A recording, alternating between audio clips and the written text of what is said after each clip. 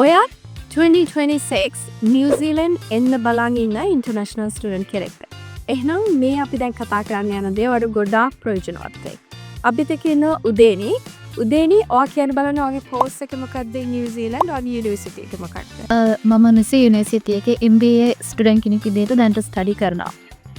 Masters එකක් apply කරන්න උදේනි ඔයාලට තිබ්බ qualifications මොනවද and experience? මට ජයවර්ධනපුර යුනිවර්සිටි එකේ accounting degree එකක් තියෙනවා. ඊට අමතරව ශ්‍රී ලංකාවේ accountant කෙනෙක් විදිහට වැඩ කරලා තියෙනවා. New Zealand එන්න බලන් ඉන්න ඔයාලට තියෙන ලොකුම ප්‍රශ්නේ තමයි New Zealand වල job market එක කොච්චර අමාරුද කියන එක. අපි උදේනිකින් අහමු ඔයාගේ experience එක ගැන.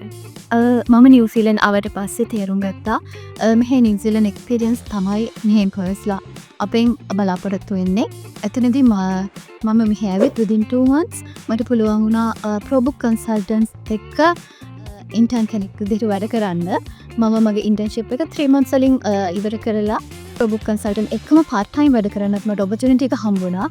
ඉතින් මේ ලැබෙන real world experience එකත් එක්ක මම confident මගේ MBA එක ඉවර කරනවත් එක්කම මට මගේ related field එකේම job එකක් secure කරගන්න මට පුළුවන් වෙයි කියලා.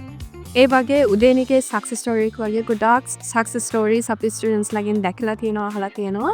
ProBooks Consultants අපි partnered up වෙලා තියෙනවා student visa network එක්ක ඔයාලට උදව් කරන්න. Not just accounting අපේ associate companies එක්ක ඔයාලට any other industries අපිත් එක්ක opportunities හොයාගන්න පුළුවන් වෙයි. ඉතින් අපිට කතා කරන්න.